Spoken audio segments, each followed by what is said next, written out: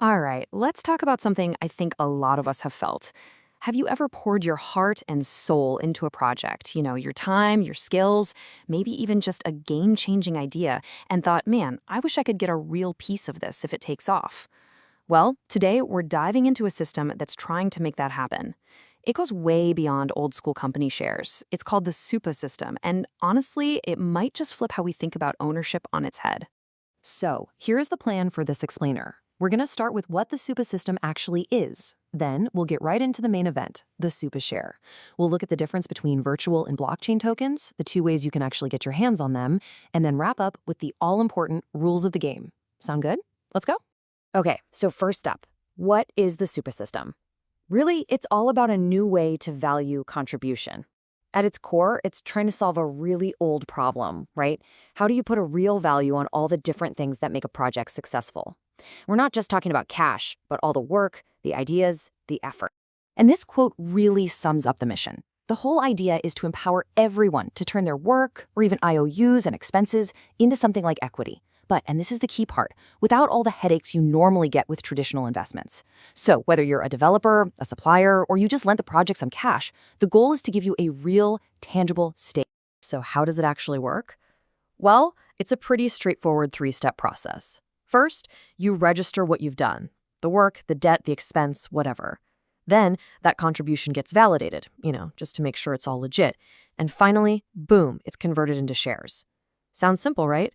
But what those shares are, that's where things get really interesting. Which brings us right to the heart of it all, the Supa share.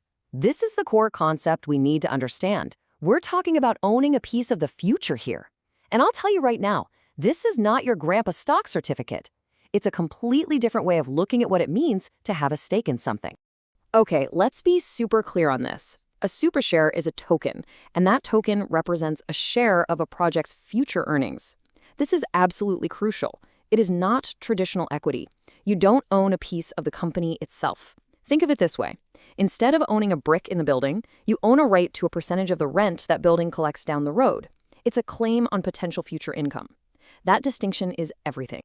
All right, now it gets a little more layered, because not all Supa shares are the same. They actually come in two flavors, virtual tokens and blockchain tokens, and which one you're dealing with really depends on where the project is in its life cycle. So let's break this down. On one side, you've got virtual tokens. Think of these as existing only inside the Supa system's walled garden. They're perfect for a project's early days, when things are still taking shape. Then you have the blockchain tokens. These guys are the real deal. They live out in the wild on the Ethereum blockchain. They only come into play when a project's future is looking pretty certain, and they represent a much more mature, serious financial product. And this timeline shows you how a project evolves. It all starts in the startup phase, right? The project is using those flexible virtual tokens for sales and rewards. Then, as it grows and the future starts looking a lot clearer, it hits this huge milestone called tokenization. This is the magic moment where all those virtual tokens get converted into official blockchain tokens. And why is this such a big deal? Because it basically transforms the project into a legitimate financial product, unlocking access to a massive world of capital through DeFi. It's a total game changer. Okay, so we've got virtual tokens and blockchain tokens, but how do you actually get them? Well, there are two main paths to ownership. We're talking about sale tokens versus reward tokens. And it's pretty much what it sounds like. You can either buy your way in or you can earn your way in. Sale tokens are the ones you purchase with money. They represent a direct right to a future profit share. Reward tokens, on the other hand, are what you earn for your contributions, your work, your services. And here's a really important distinction. Reward tokens are only ever virtual tokens. And now for the really critical part, the rules of the game. Because we're talking about things with potential real-world value, you better believe there's compliance and taxation to think about. And which set of rules applies to you depends entirely on whether you have sale or reward tokens. Let's start with sale tokens. Because you're buying these, they're treated as a serious financial investment. That means they have to follow strict compliance rules, like MiFID II in Europe. This isn't for just anyone. They can only be sold to people with a certain net worth. We're talking a minimum of 100,000 euros. And the sales are limited, both in the number of people who can see the prospectus and the total amount that can be raised. And taxes? Oh yeah. You'll be taxed on any profit if you sell them, and you'll also be taxed on any earnings you get from the profit sharing. No surprises there. Now, reward tokens are a whole different story. First off, they're always virtual, and they come with an expiration date. They give you a right to profit sharing, but only until they expire. The really cool part is that they give you the right to buy future blockchain tokens at a fixed price.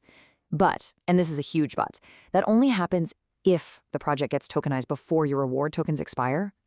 On the tax side, it's also different. You don't get taxed when you receive them, which is nice.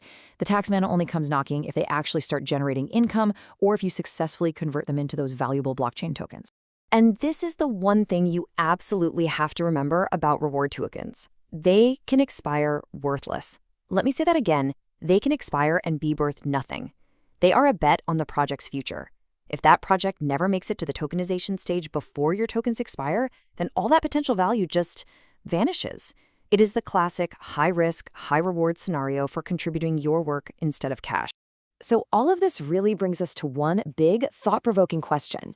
What if we could actually build a world where every single contribution, no matter how big or small, could be turned into a real, tangible stake in the future? It's a fundamental challenge to the way we've always done things. Just think about it. What could we create, what could we build if every single person involved truly had a share in the final outcome?